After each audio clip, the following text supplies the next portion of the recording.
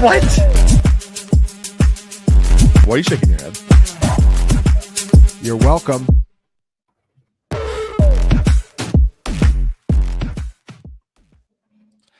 Hey guys, and welcome to the Underdog Drafter Party Week 17 edition. I'm Jake Tribbey here with my co-host, one of the best football writers around in Ryan Heath. Tonight, we will be drafting some Battle Royale teams, talking about our favorite scroll down options, and discussing contest-specific strategy throughout the show. It's also Fantasy Championship Week, so if you guys have any pressing championship questions or any DFS questions, Battle Royale questions, feel free to drop them in chat, and we will get to them as quickly as we can. Ryan, Merry Christmas. How's your week been? It's a really weird week in terms of NFL scheduling, but how are you doing, man? Yeah, Merry Christmas. Yeah, it's been a pretty good week for me. Got to spend some good time with the family. It was overall a very nice Christmas. How about you, Jake? Yeah. Also had a good Christmas. Spent some time with my family. You know, I think it's weird. I'm sure it's true for you too. Like the work week really doesn't change for us at all with Christmas. Like my sister's, she recently graduated college. Like she started out at a marketing firm. She has a week and a half off, Christmas through New Year's, all paid. She didn't even have to take it. It's just company time off. Unfortunately, you know, for us poor fantasy analysts, Ryan, we don't get that luxury, but obviously couldn't dream of doing anything more fun than chatting about football. I do think like the schedule is really weird. I feel like the schedule takes a lot of juice, a lot of excitement out of championship week. I think it's a lot more fun, a lot more sort of compelling when you're sitting there on your couch watching, say, like 12 main slate games on Sunday, as opposed to the 8 that we have. But we will be breaking down those 8 games here from a Battle Royale perspective. For those of you unfamiliar, we will go position by position, sort of just giving a general overview of our favorite plays. Then we will talk about contests. Then we will get into some of these drafts and answer any pressing Week 17 questions you guys may have. Dotboy Fresh in the chat. What's going on, man? Happy to see you. Happy holidays, of course. Ryan, starting out with quarterback here. We were talking a little bit before the show. This is a really easy week to grab Jordan Love stacks, especially if we assume, say, Christian Watson is out. These Jordan Love stacks look really, really strong relative to ADP.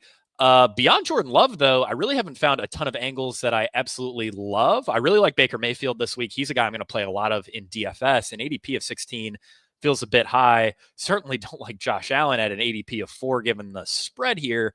Where are you at on quarterback? Are there any scroll down options worth looking at this week?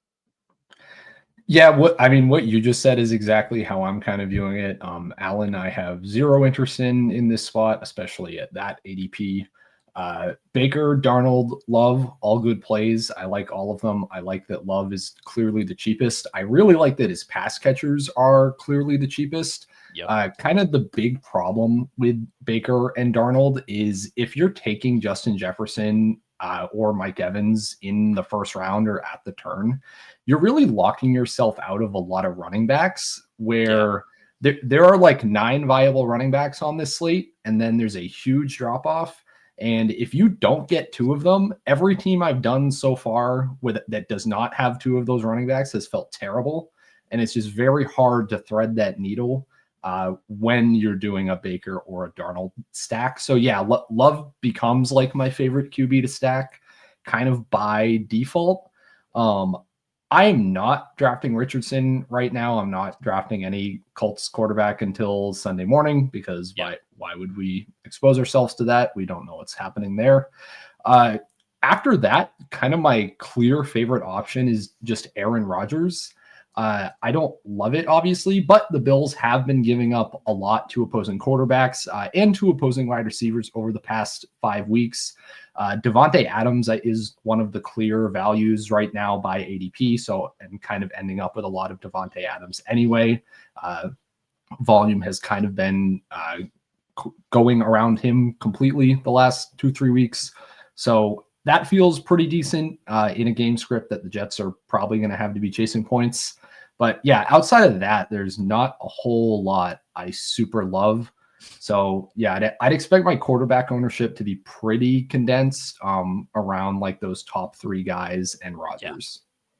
Yeah, that's pretty much where I'm at as well. I think, gun to my head, if you made me choose somebody after Rodgers, Mason Rudolph would pretty clearly be my favorite. He has a great matchup against Jacksonville. Also, this was a DFS note, but I believe he's averaging 17.8 DraftKings fantasy points per game in his starts. That would actually rank 7th best among slate eligible quarterbacks. Obviously not quite price like it. Also fairly easy to stack with Chig and Ridley.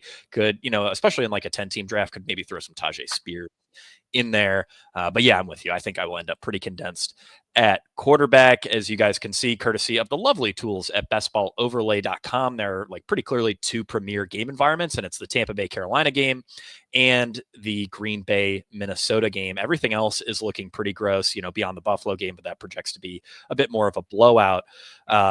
But yeah, bestballoverlay.com provides you with these fantastic tools. Also shows you your player exposure. You'll see once we get into drafts, has a really cool combinatorial ownership tool. So I can click through certain combinations of players to see if I've drafted them previously. So certainly worth checking out bestballoverlay.com. You can save $10 a month on your subscription, what gets you this lovely overlay here on Underdog Fantasy with promo code PARTY. Again, that's promo code PARTY for $10 off a month over at bestballoverlay.com. Ryan, moving on to running back. We already sort of hinted at this. There's a huge drop-off after RB9. Then things really start to get pretty gross here. But let's start with these high-end running backs. I don't feel really strongly about either Saquon or Jonathan Taylor. The running backs that I actually feel the best about this week are Devon Achane, Bucky Irving, Aaron Jones. I'm still comfortable with, these other guys at the top, but those are the players that I really want to target. Where are you at on running back this week? Yeah, I'm pretty much right there with you. Bucky Irving projects as our RB2 in underdog scoring, and he's going as the RB5. So yeah, would like to have a lot of exposure to him there. Obviously, he completely nuked the slate last time he played the Panthers just a few weeks ago. It's like the best possible matchup in 15 different ways. Rashad White just cost them the game, fumbling at the end of the game against the Cowboys. And Liam Cohn did not sound very happy about it in his press conference this week. Yep. Bucky had a season high carry share anyway. So I'm pretty much entering this week assuming that Bucky is kind of the bell cow. Like White maybe mixes in as a pass catcher, but on the ground, certainly I think we can just expect Bucky to have most of it. So yeah, really like taking the stance on him there. After that, Jones is clearly my favorite just value that is kind of later after that top 5. I do think James Cook is fine. You can work him into those Rodgers game stacks that I was talking about earlier. Chuba is just a very game script sensitive bet. So I would not ever under any circumstances have him and Bucky on the same team. I mean, maybe if you're doing like a Baker plus Bucky stack or something and you just think the game is high scoring and stays close, but in super small fields, it's justifiable. If you're in a contest with say 500 or less entries, you could have both running backs. I think that would be okay. In like larger field stuff, if you're drafting for the Wildcat or the main BR, I would entirely avoid it. And I just to expand there, Chuba is like a top 3 volume and fantasy scoring running back when the Panthers don't get blown out. But when they do, and again, it's an 8-point spread, he just turns into like a top 30, fringe top 30 type of guy. So that's Chuba. But yeah, after Breece Hall, it gets really tough. The solution I've found myself gravitating to is just clicking Tajay Spears' name and hoping that Pollard is either out or more limited than we've kind of expected. I know Pollard is playing for some of the contract incentives, but we've really seen Spears take on a larger role over the past 2 weeks. He's been getting 4 out of the 5 goal line touches, running a ton more routes. So I could see Spears being the one in this kind of gross area of running back to elevate. He's also, I think, clearly like the most efficient and most explosive player of this group. So just betting on who's going to break a big play, I'm taking Spears as well out of everyone here. So that's where I've landed. I don't know if you feel any differently about what your oh shit button is for the running back position.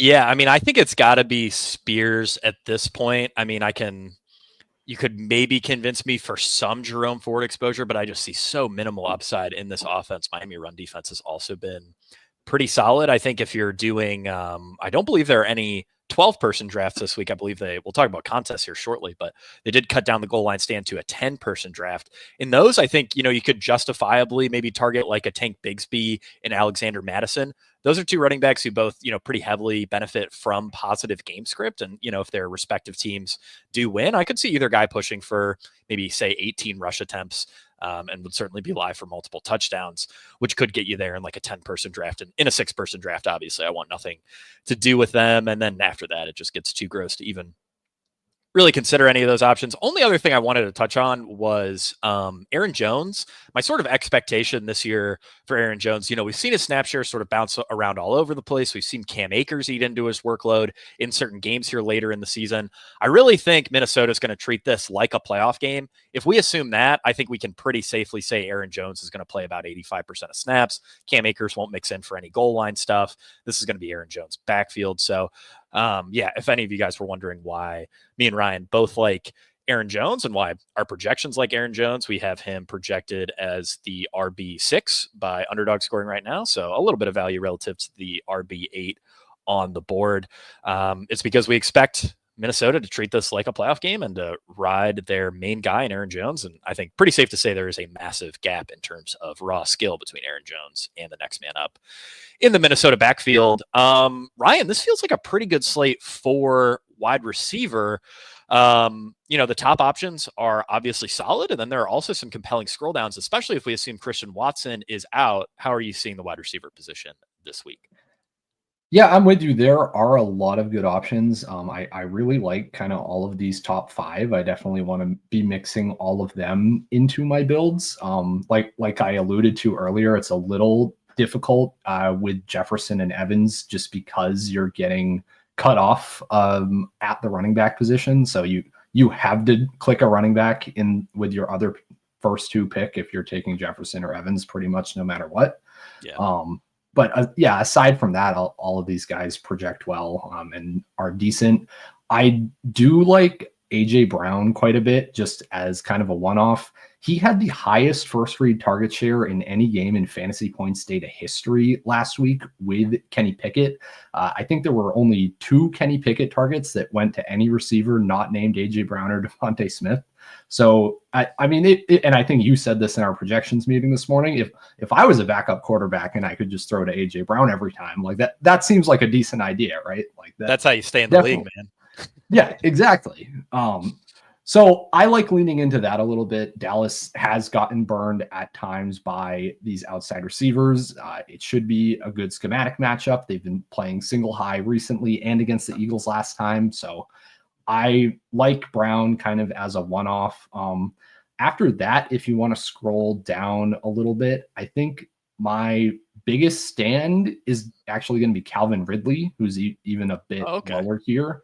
You didn't know I was going all the way down to Calvin Ridley. We're always going down to Calvin Ridley. We're 2 tiers down. Yeah. So Ridley is in kind of the ideal matchup for any outside wide receiver. We've obviously been picking on Jacksonville pretty much all year. It's a man-heavy matchup where Ridley ranks top 6 in yards per out run against man this year. I just really like among like the gross games, this is clearly kind of my favorite.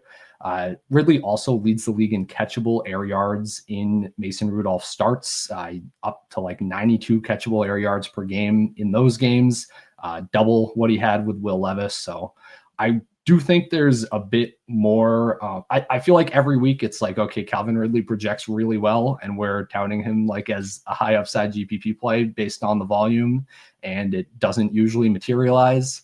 But hey, like he just caught his first touchdown since like week 10 or something like that. I genuinely think there's more juice to this offense with Rudolph. And having Ridley there is like a stopgap at wide receiver has felt very good to me.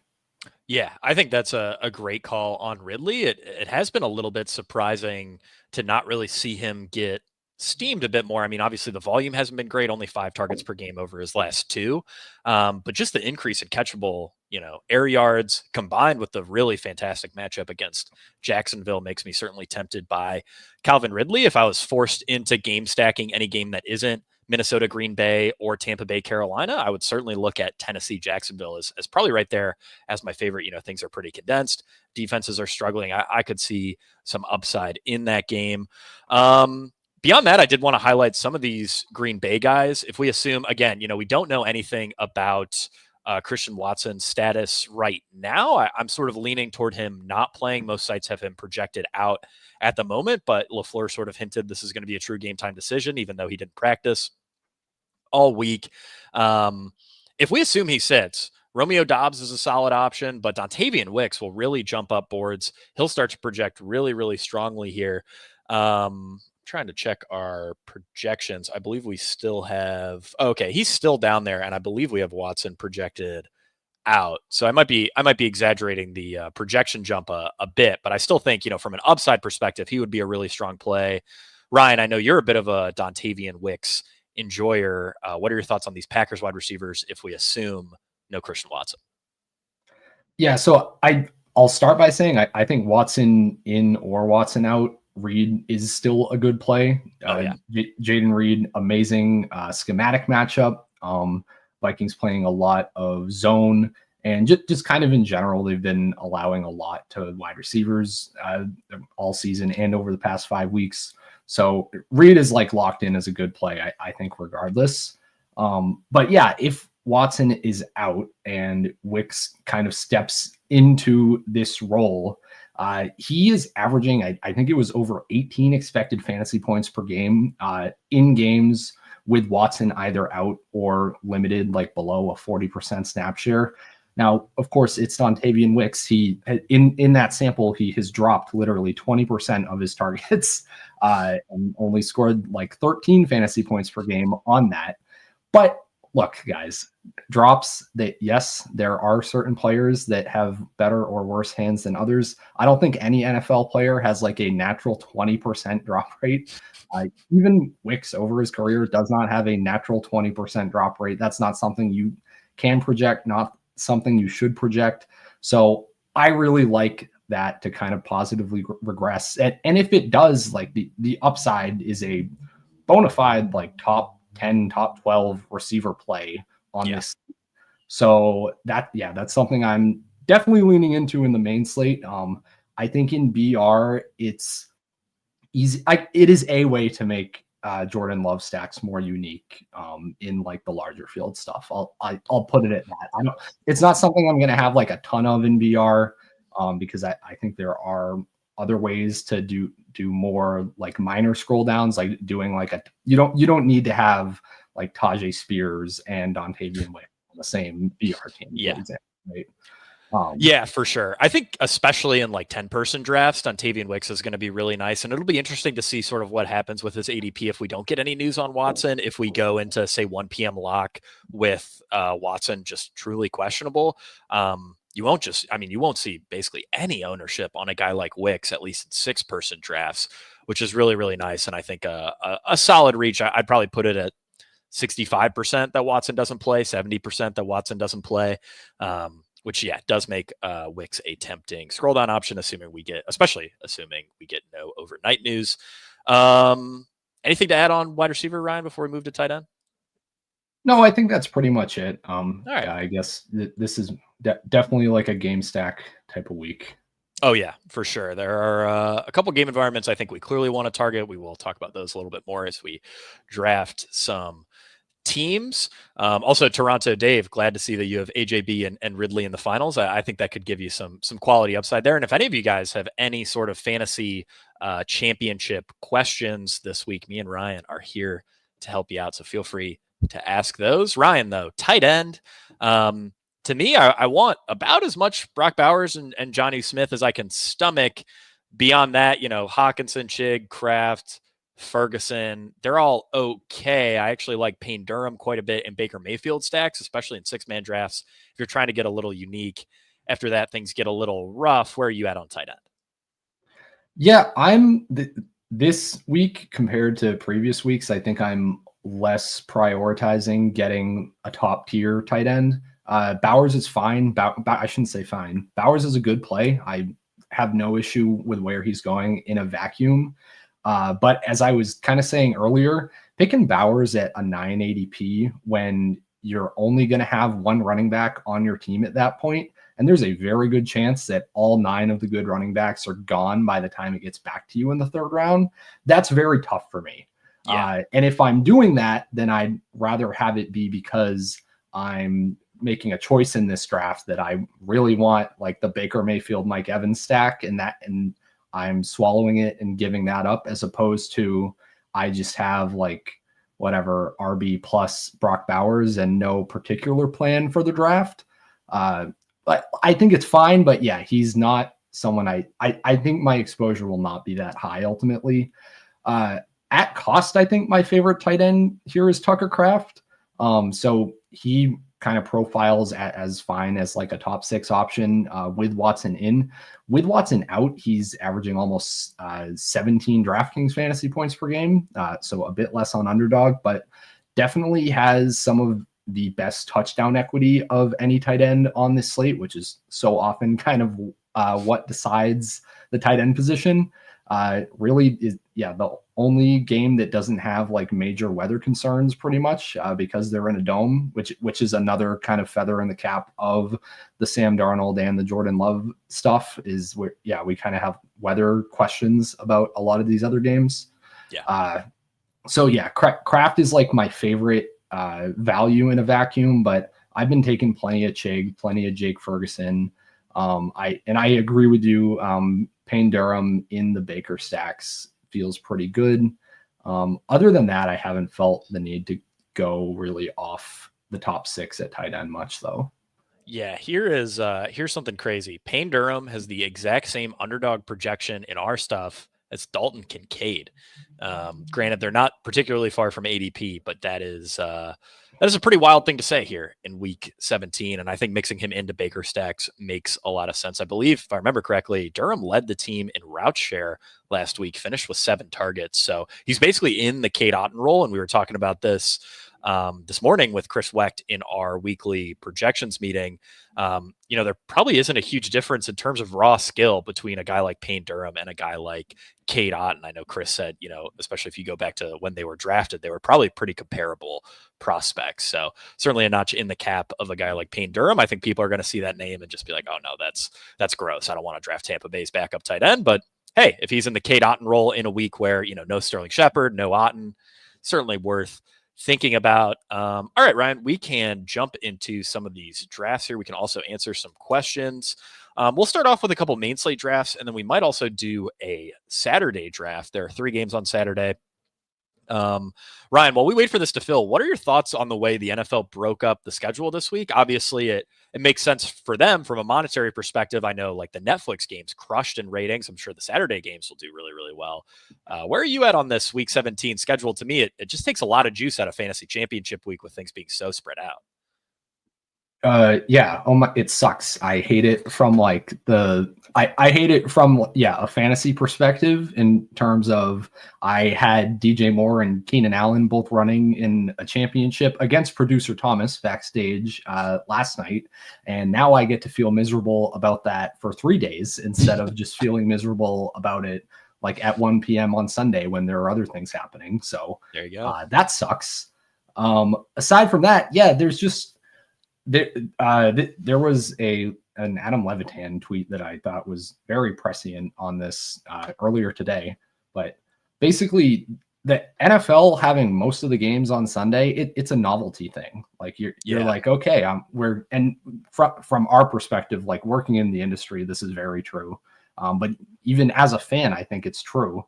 The anticipation of Sunday every week is a big part of why football is so interesting and why people keep coming back, right?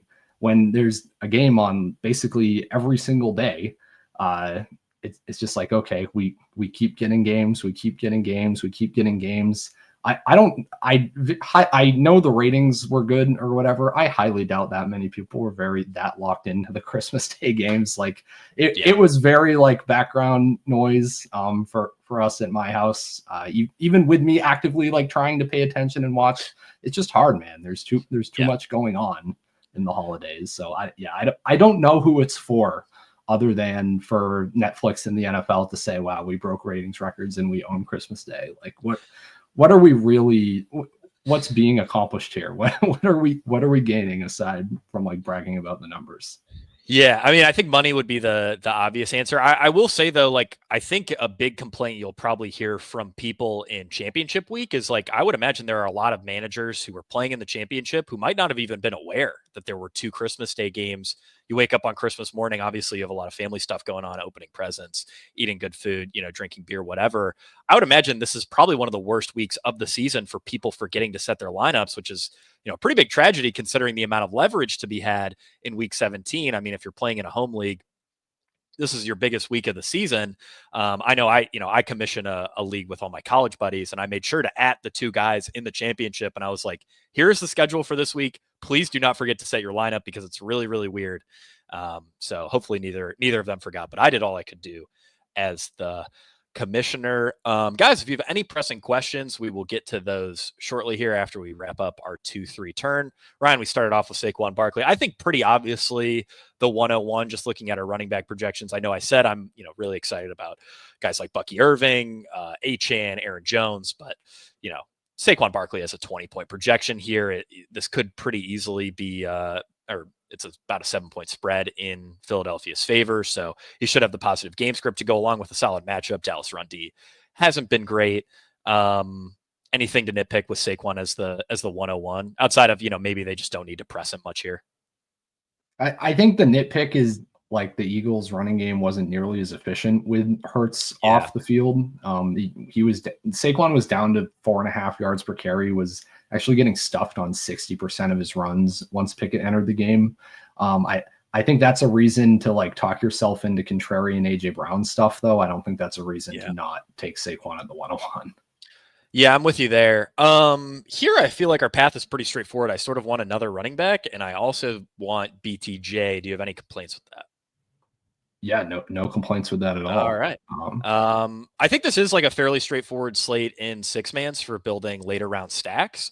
We can still, access the Green Bay Minnesota game fairly easily through like a Jordan Love double, especially if we assume like a guy like Christian Watson is going to be out. Jordan Love doubles look pretty good, but so far we got Saquon Barkley, Chuba Hubbard, Brian Thomas Jr. Ryan, what route do you want to go with this team? We could lean into like a Mason Rudolph lineup. And by the way, guys, it is Christmas. So if there was ever a week for Mason Rudolph to go off, certainly would be around the holidays.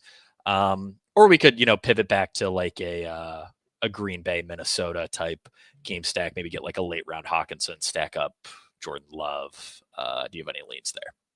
Yeah, I think plan A should probably be like Love, Reed, Hawkinson.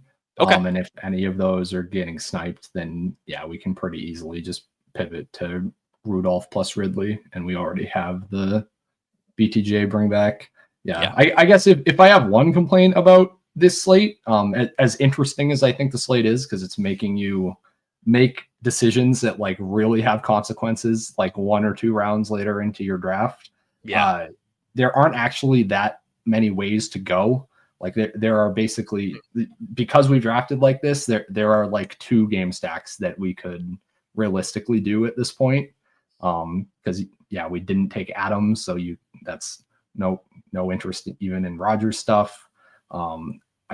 Addison's off the board, I think. So yeah, it's just there's not that many options, which makes sense on an 8-game slate, but it does. I don't have to think as hard, I feel like, when I'm drafting this week as I usually do. Yeah. That's the way I feel too. I was really surprised to see that this was an 8-game slate, given that like the DraftKings main event is this weekend. That's a $10 million tournament. I'm sort of surprised DraftKings even bothered scheduling the main event on a week that has just 8 games. Either way though, Ryan, I think our path at this pick is pretty clearly, Jaden Reed went. Shout out to Dotboy Fresh for sniping us. Do we want to pivot to a Tennessee type build? Jacksonville, yeah, Tennessee? I think that's the way to go. So you can I'm click thinking Ridley Rudolph and now, probably. Okonkwo. What were you saying? Yeah, no, I like that. Yeah, we can double it that way. That's good. I took Rudolph there, which probably wasn't a great move. Was a little late scrolling up.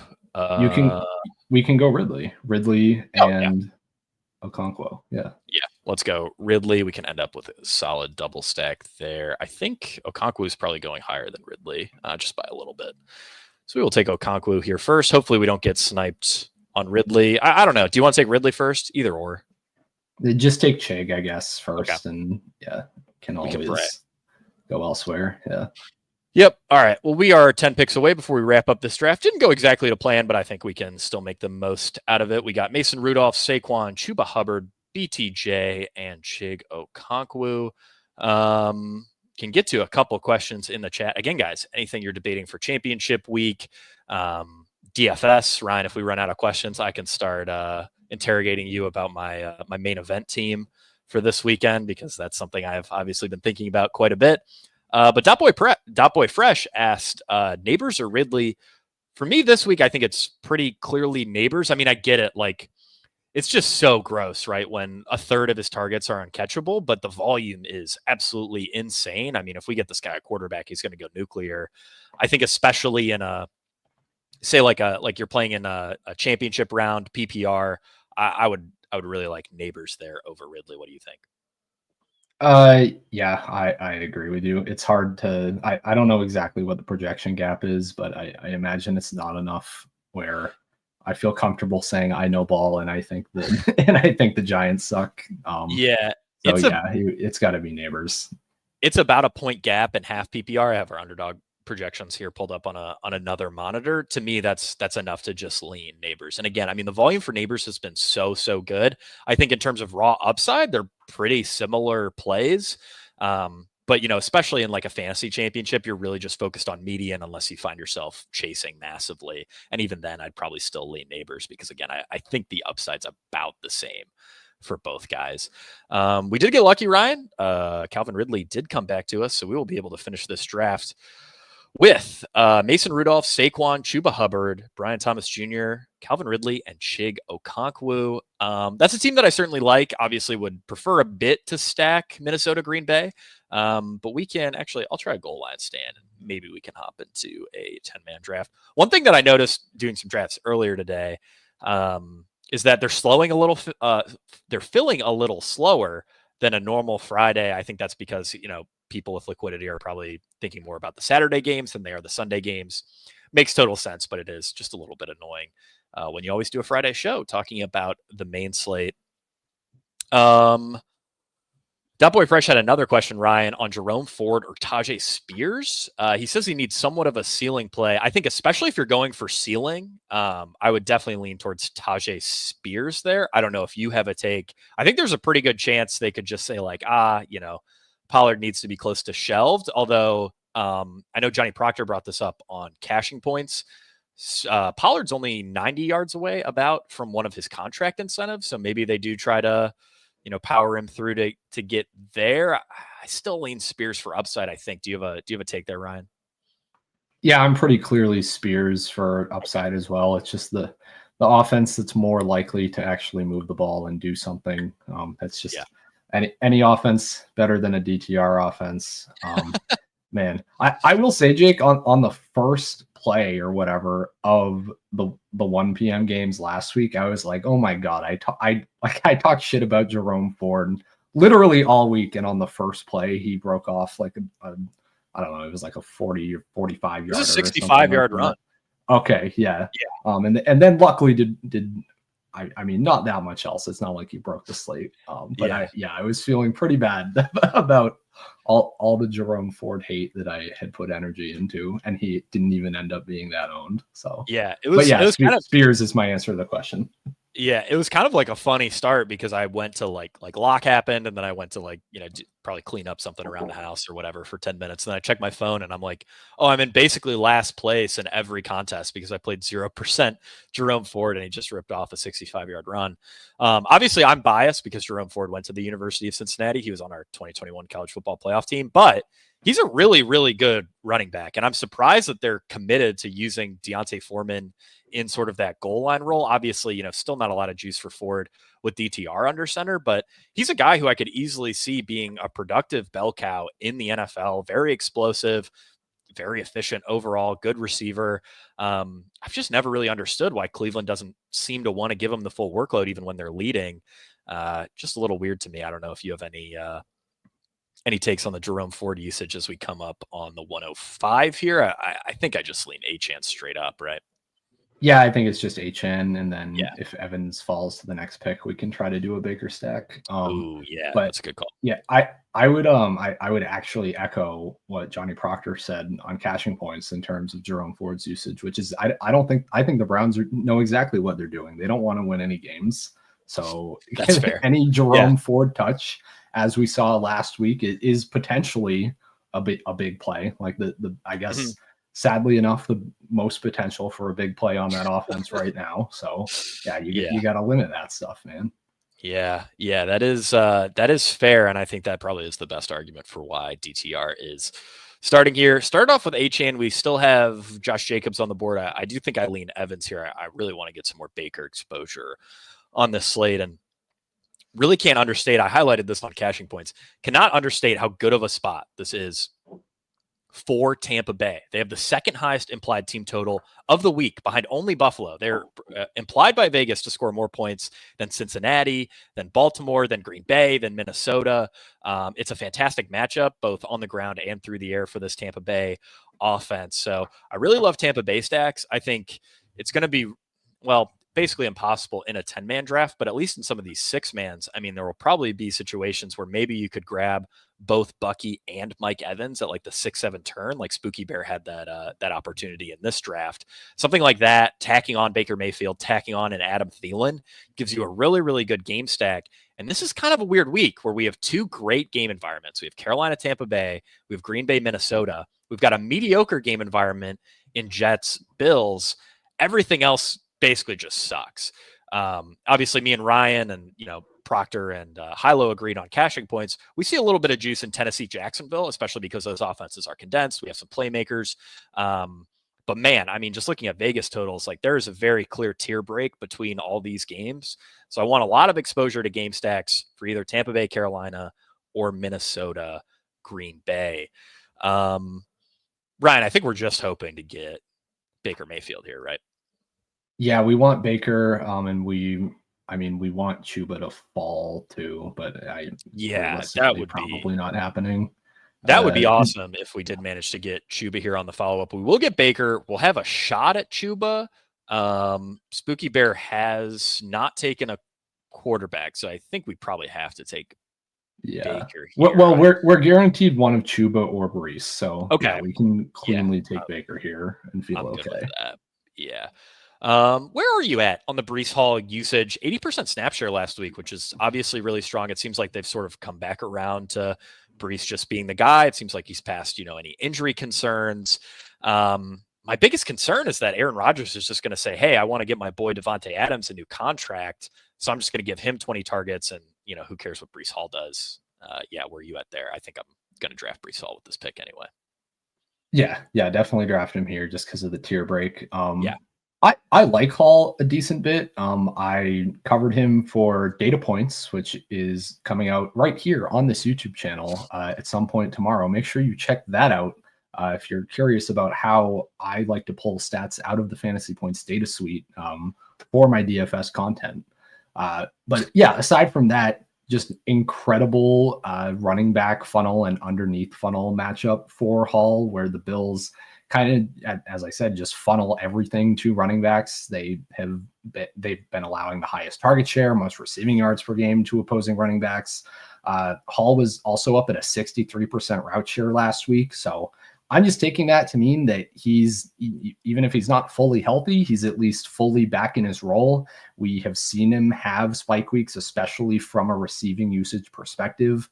He's out-targeted Devontae Adams in, I think, 2 of 6 healthy games since Adams joined the team, which that's something, right? That's enough for me to say, okay, I can use Hall like in Aaron Rodgers doubles, in game stacks. I think on the main slate, he's priced down at 6,300, I think, which is decently enticing as well. So yeah, I think he's fine. Not like my favorite running back play on the slate, but I do think he's a genuine piece of that game that I don't mind getting exposure to.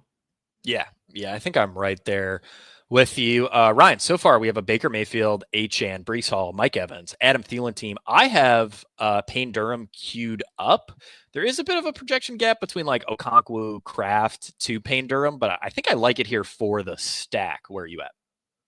Yeah, I agree. Yeah, in the stack, I don't care about the projection gap as much. Yeah. Gives you the uniqueness. I didn't notice what contest you clicked on. I assume it's a Wildcat or something. It is. So, it is Wildcat. May as well. All right. Perfect. Love that.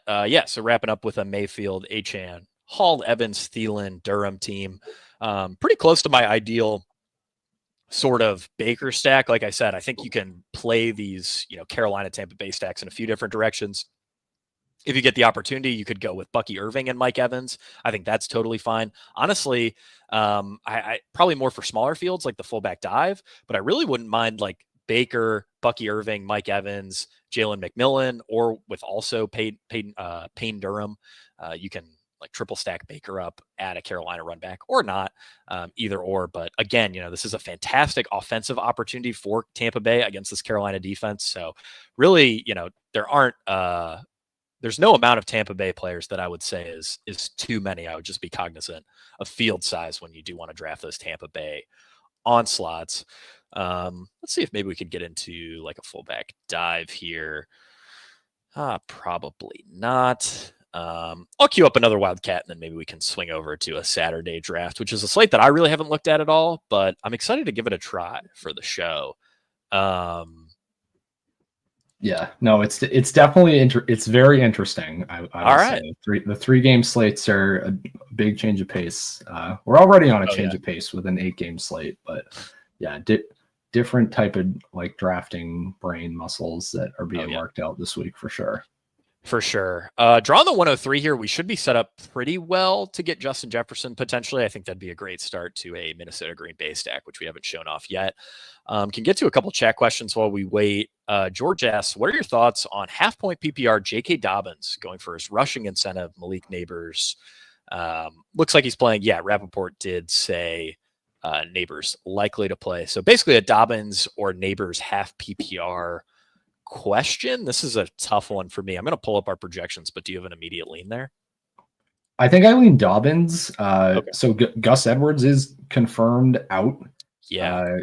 My assumption here is that, because the Chargers have legitimate like playoff aspirations, that Dobbins wouldn't be playing against a completely dead Patriots team if his short to medium term health were a concern. Yeah. I don't know that he's going to get like a super full workload, but yeah, it's a great game environment. The Patriots have gotten smashed by running backs recently. I guess including James Conner a couple weeks ago had his biggest game of the season. So yeah, I like Dobbins quite a bit in that spot. Ryan, unfortunately got sniped on Justin Jefferson. Where do you think you're at in terms of these running backs? Taylor, Jacobs, Achane. I've just been taking Taylor because I won't get exposure to him otherwise. But I think that's fair. Do you have a take on who you want to play quarterback for the sake of Jonathan Taylor's fantasy output? I mean, broad view, Anthony Richardson would increase efficiency, but does steal carries inside the 5. Joe Flacco checks down more, decreases efficiency, but does guarantee Taylor gets basically everything inside the 5. It's very tough. It is. I think specifically in this spot, I'd rather just guarantee every inside the 5 touch, just because the Giants are just kind of so pathetic as a defense and as a team, that I'm not super worried about the efficiency. I assume it's just going to kind of happen regardless. And I wouldn't think it's a spot where Flacco is dropping back 40 times and that they're trying to win that way. So yeah, I think you prefer like the slight bump to the target volume and knowing that he's getting everything inside the 5. Yeah, certainly think That is fair. All right, we have Jonathan Taylor. We're coming up on pick 10. Mike Evans, BTJ on the board. Could also maybe go with like a James Cook, Chuba Hubbard. What direction do you think we should go with this stack? You know, we could do like an Evans Bryce Young team, which I really don't hate. Let's do that. That sounds fun. Right. That's something fun and different. Why not? Yeah, why not?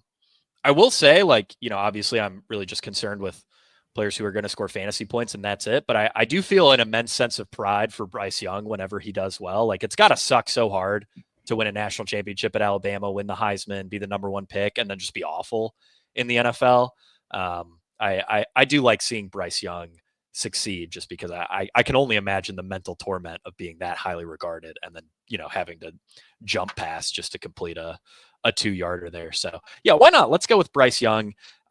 Should be a really good spot for him against Tampa Bay. Obviously, Tampa Bay pass defense has been pretty brutal. Not really a team that you can run on. They're also 8-point underdogs here. So that really should force the ball into Bryce Young's hands. And like I said, he's been playing really well lately.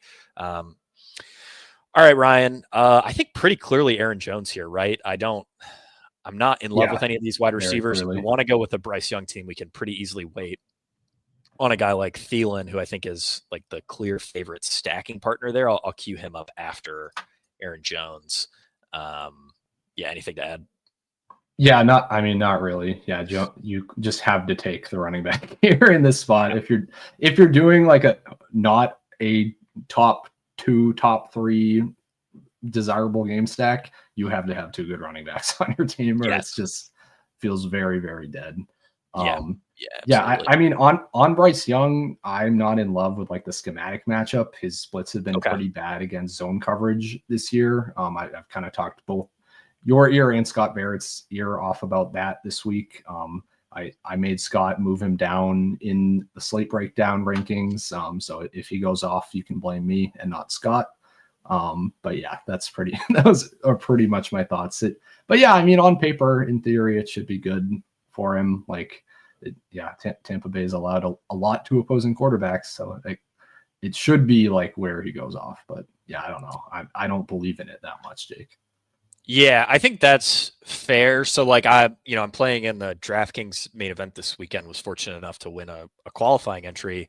Sort of I'm obviously attacking these 2 major game environments. And my big debate was, okay, do I want to go with Baker or Bryce Young? Do I want to go with Jordan Love or Sam Darnold? I pretty clearly, I think, landed on a Baker team that I really, really like.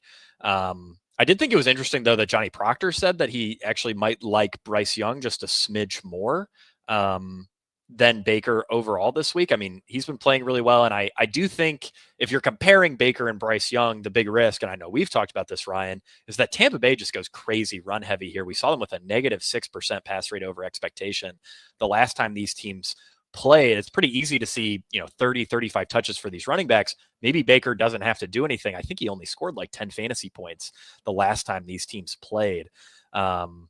So that would be sort of like a nitpicky concern there. That said, playoff environment, Baker's going to have to put it all out on the line to win this game. I'm not too concerned about it. I don't know. Where are you at on like the whole pass rate issue for Baker? Yeah, I definitely lean more toward, I think it's more likely that they go very run heavy, and that Bucky is just clearly the best play on this slate to me, bar none. So he's like the one I think is most likely to hit the ceiling outcome. We have all those concerns about Baker, but at the same time, you very easily have those concerns about Jordan Love too, for example. Yes. The Packers have been even more run heavy over the past several games. If they don't get kind of behind in this game with the Vikings, they could very easily do the same thing. Josh Jacobs scores multiple times. All your Jordan Love stacks are dead in the same exact way. So for that reason, I think what we just laid out is why Sam Darnold is like clearly the cash QB this week. But yeah, I don't blame you for not wanting to play that in the main event at likely higher ownership. Main event teams. I mean, it's a $3,300 entry, so main event teams will be really, really sharp. We'll focus a lot around sort of the highest projected plays, and I'd like to at least be a little different. I mean, I could just submit a cash lineup and hope I hit the min cash, but Yeah, I'm not. I'm playing for first, man. I'm playing for $2 million. I don't want the 5K min cash. Who cares? But I think like part of the reason that I am also heavily leaning towards a Baker build for that team is it's just a little bit easier for me mentally to see Green Bay, Minnesota playing gross, considering that both of those defenses have shown some serious juice over the course of the year. We saw Jordan Love and this Packers offense completely fall apart until basically the fourth quarter against Minnesota the last time these teams played. We've seen the Green Bay's defense is getting a little healthier. They're looking a little better. I really don't think there's any world where Carolina, Tampa Bay, and I'm sure I'm jinxing myself right now, but where Carolina, Tampa Bay doesn't, end up scoring some serious points here. So yeah, I sort of view that as the maybe slightly safer game environment. If we're talking, which is more likely to get to 50 points, there's only about a half-point difference in the totals. But Ryan, it looks like our team is going to kind of build itself pretty well here. Took Jonathan Taylor, Aaron Jones, Mike Evans, Thielen, Hawkinson. Hawkinson was pretty clearly, I think, the best tight end available when he came around to us. Now we can grab Bryce Young. I think this gets us good exposure to Minnesota, Green Bay. It gets us good exposure to the next best game on the slate, which again, I've highlighted over and over again as Carolina, Tampa Bay. Also gets us a little bit of Bryce Young exposure, and he won't be one of the higher owned QBs on the slate going at QB7. I mean, I might straight up prefer him to a guy like Tua, who, is there any way Tua can get pushed by DTR? I mean, without a pick 6 or maybe 2, I don't think so. Yeah, no, I'm with you there. After watching it play out with Joe Burrow last week, I just have very little interest in going to a quarterback against DTR. Yeah, if Burrow can't do it, I don't know that Tua can or that anyone can. Yeah, that is a huge problem. If you're looking at streaming defenses this week, I mean, man, Miami defense has to be the most added defense of the week. Ryan, I'm going to try to find one of these Saturday drafts. We can see if we end up hating it or loving it. These are 4-person drafts. This is sort of the flagship contest. 15K to first, $150,000 prize pool. Yeah, we can hop in here, see what happens. Ryan, I haven't looked at the 3-game slate at all for work purposes. I'm main slate only, mostly focused on DFS here at FantasyPoints, at least in my current role. So I barely know who's on the board, but I'm sure we can figure out a great build together. Obviously, instinctually, I really want to stack the Bengals. I think in a must-win type scenario, that's where I want to go. Also interesting, and this kind of makes me want to attack these the Saturday slate a little bit more. No ADP listed on the board. So players are listed in order of raw projection. Also, I have no idea how you land on a 15-point projection for Joe Burrow. That's probably the most incorrect number I've ever seen, just glancing these over. But I'm sort of thinking Jamar Chase. We hope Burrow falls to us. And then if not, we could bail ourselves out with like a Bo Nix stack. Yeah, Chase is the clear 101 to me in these drafts. The one thing I will say, because I had the exact same instinct as you when I first opened up a few of these before the show. Okay. Running back gets really gross really quick. You have 4 guys. It's Kyron, Chase Brown, Connor, Dobbins. After that, it's Ramondre Stevenson, who might be getting benched this week. So I don't know if you need to hope and pray that at least one of those running backs makes it back to us. Not looking great right now. Either way, it's pretty rough, I will say. Who's the late round lean for you? I think for me it'd be Estime. Yeah, we didn't get Dobbins. We'll be able to get Burrow, so he will be our first pick here, and then I guess we got to figure out another running back, which is probably Ramondre.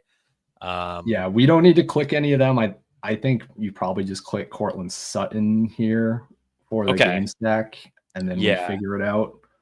But I don't know that I have a late round running back lean. I will say I stared at this for 5 or 10 minutes before the show, trying to figure out kind of what you do in that spot. Yeah. And I don't have a good answer. I mean, before he got hurt, it was Jaleel McLaughlin that was kind of getting a little bit more volume in the Broncos backfield. But it changes every single freaking week, man. Like, I don't know what he's going to do. I'm going to look at Broncos usage here in the FantasyPoints data suite, see if I can come up with anything. Estimate played 20% of snaps last week. Okay. Well, that's, man, yeah. So that's not good. Well, at least we started out with a decent stack here, Ryan. Joe Burrow, Jamar Chase, Cortland Sutton. I really have no idea what we're going to do now, though, because running back is really gross. Like you said, Ramondre Stevenson might be benched. Usage has just been all over the place in this Broncos backfield. What's interesting is Estimate, despite 20% of snaps, had 42% of backfield carries. Oh man, yeah, I don't know what to do. Yeah. So I mean, I think you take Ramondre. And Okay. the reason for that is the last time Ramondre got benched for fumbling, Gibson played like the first drive, and then Ramondre was just in his normal role for the rest of the game.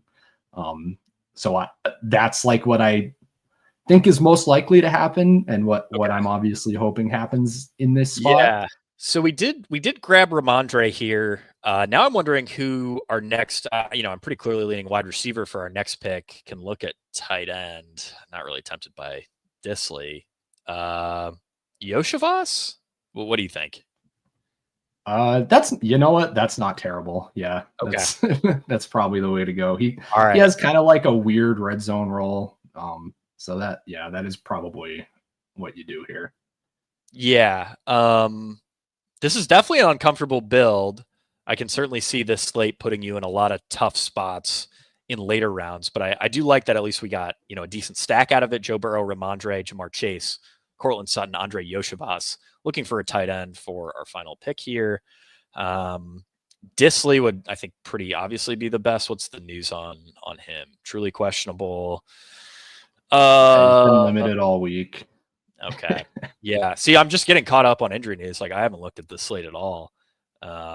I think we got to go Disley, right? Like I really don't see any other compelling options. We could go Gesicki and just say full Burrow onslaught. On these smaller slates, I actually do like the onslaught builds. I don't know. Do you have a take? Oh, and we lost out on well, Disley. that just made the decision for you because I am not drafting Austin Hooper. So I'm not either. Yeah. Higbee maybe, but I know obviously the route share wasn't there. Yeah, I mean this sucks. I think the Rams want to use a rotation at tight end. So let's go Gesicki. Hope the Bengals score 5,000 points and that none of them flow through. Chase Brown. This Saturday slate is really interesting. I'm totally in agreement with Dot Boy Fresh's comment that I do really like that they don't display ADP on these drafts. A huge edge for sharper drafters, the fact that they don't display ADP, but it does make things a little bit tougher, a little bit harder to decipher who exactly is the best available player because these underdog projections, and I will give them a little grace. It is Christmas week. So I certainly don't blame their employees for not, trying to get the sharpest projections of all time here out on the holiday. But the underdog projections can certainly be pretty misleading. Again, a 15-point projection for a guy like Joe Burrow in this spot just makes absolutely no sense. So yeah, the lack of ADP is a huge edge if you are willing to grind those. Ryan, I think we can hop in one more wildcat. I'll try a fullback dive and see if those are getting close. Nope. Let's do one more wildcat and then we can get out of here. Ryan, hypothetically, if you were playing in the DraftKings main event this week, what would your stack be? Yeah, it's really tough. It is. Yeah. I know. So, it's tough because I haven't had to think about it because I've just said, okay, I'm just gonna play my usual stuff. I'm gonna play large fields. Sure. I know Jordan Love is is clearly my favorite QB in that stuff. Mm-hmm. Yeah, Baker versus Darnold would be very, very tough for me in that spot. Yeah, I think ownership was a big tiebreaker for me right now. Like across the industry, I'm seeing closer to 20% for Darnold, whereas Baker's more 10%. I think you can also just build slightly more unique Baker lineups. I really, really like, and this probably will be what I end up rolling out, Baker plus Bucky Irving plus Evans plus McMillan. Pretty easy to get access to, basically all of Tampa Bay's scoring. Of course, I think playing a team like that is just asking for a 3-touchdown game from Payne Durham, but oh well, yeah, you just got to live with it. Yeah, no, I do really like your lineup, and I did think that was thank you a sharp way to approach it. That's what matters to me, Ryan. I don't care what the final result is. I just want Ryan Heath to like my lineup. Yeah, man, that's ultimately that's what we're playing for is the approval of our peers. So that's right. But yeah, I don't know. I would probably have to mess with Darnold stuff to see if I could find a way to get a little bit unique there in a way. in a vacuum, I feel like I'd rather play Darnold and figure it out. But that's before I've sat down and tried to figure it out in terms of what what like my more unique angle is going to be. And I assume you've done that a lot more than I have. So it's hard for me to sit here and say, yeah, you should definitely be playing Darnold over Baker in this. Yeah, it's a team that I've thought about a lot. I think the one advantage that Darnold does give you pretty clearly over Baker, at least talking from a DFS perspective, is he gives you great late swap flexibility. So like hypothetically, if you found some huge scores during the 1 p.m. slate, maybe you're trailing a bit, pretty easy to go from like a Sam Darnold, Justin Jefferson, and a few other 4 p.m. player type lineup to a Jordan Love build and just save a ton on ownership that way. I still think you could get like access to that game and flexibility by playing guys like Dontavian Wicks, Kraft, Aaron Jones, especially like in your flex, gives you really strong late swap flexibility. So yeah, obviously that has been something that I've thought about quite a bit. I guess I feel a little bit more comfortable with that money riding on Baker over Darnold, given the game environments. And like I said, I think there's just a slightly better chance for Tampa Bay, Carolina to shoot out than Green Bay, Minnesota, but that's just me being very nitpicky. Ryan, we started off with Devon Achane here. Do you want to go with Josh Jacobs? I mean, I think he's pretty clearly the best pick on the board right now. I like going Jacobs here. All right. We could, I mean, I don't necessarily love this build, but we could do, say, a Jordan Love team with Jacobs. I think I'd probably lean more toward Sam Darnold and Addison in a build like this. I just don't know if we're going to be able to get both of those players. I would assume no. So yeah, Darnold Addison would definitely be my preference. You could do Darnold Hawkinson too. That's not like that great. Yeah, but, especially I think in a wildcat, like those single stacks. I mean, look, obviously if you want a single stack with Darnold, preference is Jefferson. After that, pretty clearly Addison. Super large field though. I mean, what if TJ Hawkinson catches 3 touchdowns? Then he's the guy you need, and you could see if the whole offense flows through Hawkinson. That means like a Darnold, Addison, Hawkinson lineup probably won't be optimal compared to just Darnold and Hawkinson. So I certainly think it's viable and probably a good way to mix up your exposures a little bit. Although Sam Darnold is now off the board here. We need to start utilizing the private chat, because I will say this is the second time on this stream that Dotboy Fresh has gone ahead and just sniped us. Oh, well, I mean, that doesn't make for nearly as good of a show, Ryan. I'd rather get tilted on stream than try to keep all this super cool fantasy advice top secret. All right, Achane, Jacobs. We could go with like the lowest end Baker stack and grab a McMillan, grab a Payne Durham. Man, what do you think here? Or you can click Devontae Adams and we can do Aaron Rodgers. Oh, okay. I don't know how much Aaron Rodgers I'm going to do, but sure. Let's do an Aaron Rodgers build. I will do it to placate my lovely co-host for the holidays. And no worries, Dotboy Fresh. You had Jefferson, so you're more deserving of the Darnold stack than we are. That's for sure. Dotboy Fresh also noted thinks Javonte could get some dump offs. I mean, certainly possible. 10 targets last week is absolutely massive. It seems like he's the preferred pass catching back, but I mean, Ryan, as we said, this is a really hard backfield to get a grip on. I guess with no Jaleel, like, Javonte's pretty firmly the pass catching guy. Yeah, no, I don't. For some reason, they don't let Jaleel catch passes either. I mean, so weird, man. Like he should be, just by like I guess size and archetype. He didn't really catch many passes in college, but I mean, they did also. He was like I shouldn't say the original, because he wasn't there. He's standing on the shoulders of a ton of guys, but yeah, at times, Sean Payton has like done the Alvin Kamara comparisons, the Joker comparisons to with Jaleel McLaughlin. So yeah, it's a little surprising to me what his role has looked like this year. But yeah, I don't know. I took a lot of Jaleel in best ball. By the way, I'm thinking Jonnu Smith here. Could go Hawkinson, Reed. Do you have a take on this pick? We can go Jonnu. I don't mind having him and Achane. I think it's fine. Yeah, pretty easy to see the entire offense just flowing through those two. Yeah, I took a ton of Jaleel in best ball this year, and I think that was a bit of a leak in my game when I was drafting best ball teams, because probably should have assumed the Joker role won't be worth quite as much when Bo Nix can run. Yeah, I don't know if you have a take on that, or where you ended up on those like Broncos guys preseason, because that was a really hard backfield to decipher preseason, and it ended up being probably more of a disaster than anyone anticipated. Yeah, I was taking Jaleel definitely over Javonte. I ended up with like a little bit of Estime.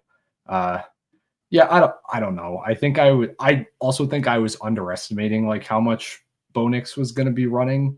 But I mean, I also wasn't like, Javonte was exactly as bad as I kind of expected, and as I think like the Jaleel backers expected, but it just never resulted in the backfield going anywhere else.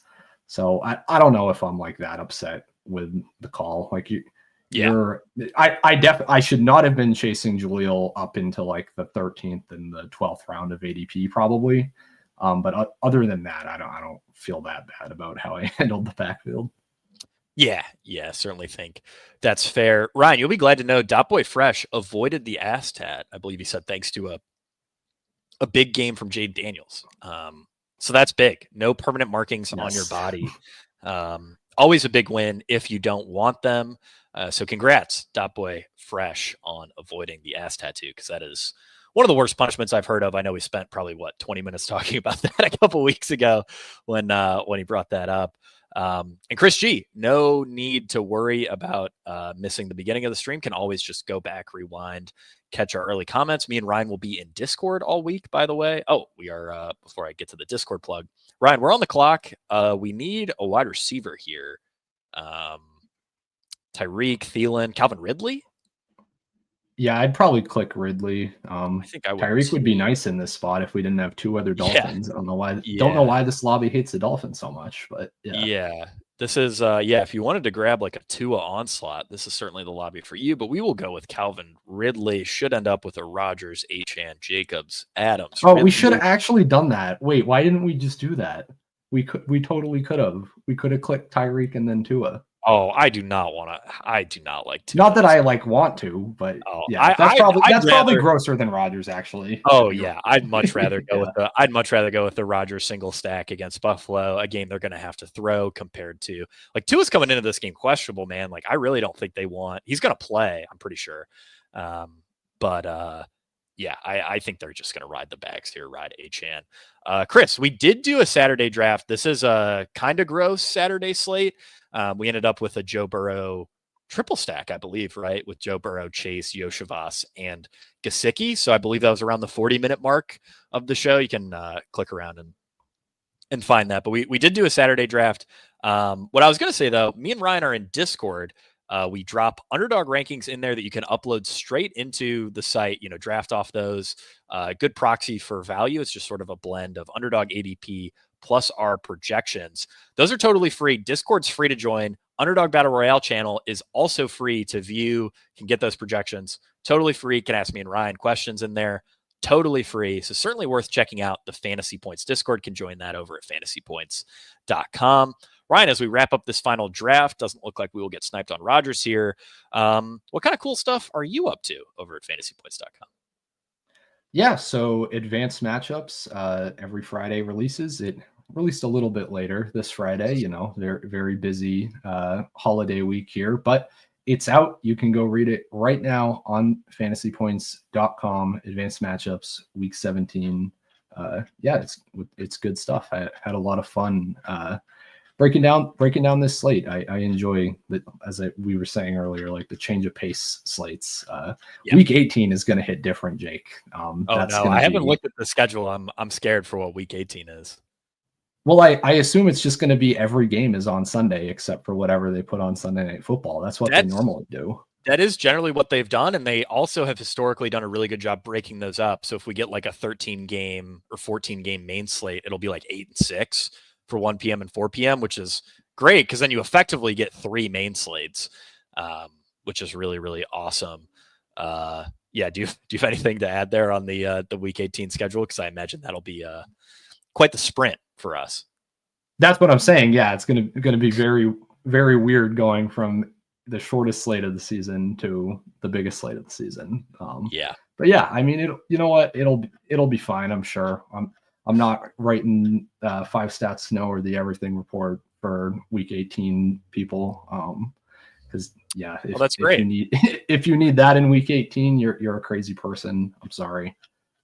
Yeah, I can't I mean, it's very rare, but there are some leagues that push their championship to week 18, which just seems like a horrific decision. I mean, you're just asking for the players who got you to the championship to sit. Really doesn't make a lot of sense to me. Either way, though, week 18 is always a lot of fun because you have so many sort of weird like motivation, incentive type stuff to think about. So it's just a very different slate from a game theory perspective. We will keep the Underdog Drafter Party going through week 18. Ryan, what do you think about doing like a wild card round show? Yeah, I think we definitely should. Yeah. Hell yeah. Super down for all right. Yeah, at the very least wild card round. I would figure, I don't know for certain, and I don't remember from last year, maybe you do, but I would figure these wildcard round drafts will probably be 4-person drafts, which probably means no ADP, which also probably means significantly larger edges for us. If they aren't, the divisional round certainly will be. And even if we don't end up doing a show for the divisional round, I know we'll be, me and Ryan will both be in Discord and can let you guys know who our favorite plays are. Really appreciate all the comments, guys. Boy Fresh, hope you have a dope weekend as well. Yeah, appreciate all the questions, appreciate all the viewership, appreciate you guys for sticking with us through the season, deep into the holidays. We're in the home stretch here. But for Ryan and for Tom behind the glass, this has been the Week 17 Drafter Party, and we will see you all at the top of the leaderboards. What? Why are you shaking your head? You're welcome.